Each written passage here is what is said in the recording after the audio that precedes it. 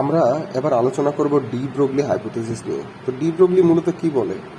De Broglie হাইপোথিসিসটা যদি আমরা আলোচনা করতে চাই, তাহলে আমরা দুইটা জিনিস ধরে নিই। যে আমরা জানি যে আলো এক জায়গা থেকে আরেক জায়গায় কিভাবে যাইতে পারে, আলো এক জায়গা থেকে আরেক জায়গায় তরঙ্গের মাধ্যমে যাইতে পারে, এছাড়াও সে এক জায়গা থেকে আরেক জায়গায় কণার মাধ্যমে যাইতে পারে। তাহলে আলো যেহেতু তরঙ্গ এবং কণা দুইভাবেই যাইতে পারে, সুতরাং আমরা বলতে পারি যে আলোর কণা ধর্ম আর তরঙ্গ ধর্মের মধ্যে কি আছে, একটা সম্পর্ক আছে।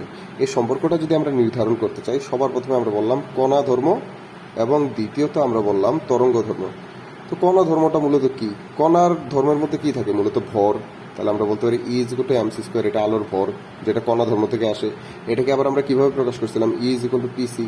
সুতরাং এই যে ই ইজ ইকুয়াল টু পিসি, এটা কণা ধর্মের বৈশিষ্ট্য। আমরা যদি বলি তরঙ্গ ধর্ম, তাহলে আমরা কি জানি? E is equal to H nu. নিউকে আমরা কত লিখতে পারি? C by lambda. তাহলে ই ইজ ইকুয়াল টু আরেকটা আমরা কত পাচ্ছি? H C divided by lambda. তাহলে এই যে এখানে তরঙ্গ দৈর্ঘ্য, এটা মূলত কি? তরঙ্গ দৈর্ঘ্যটা মূলত তরঙ্গ ধর্মের একটা বৈশিষ্ট্য। তাহলে আবার এই দুইটা সমীকরণ থেকে আমরা কি বলতে পারি?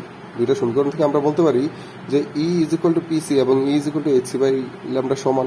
সুতরাং পিসি ইজ ইকুয়াল টু কত আসছে? H C divided by lambda. এখানে সিসি যদি ক্যান্সেল আউট হয়, তাহলে আমরা পি ইজ ইকুয়াল টু কত পাচ্ছি? H by lambda.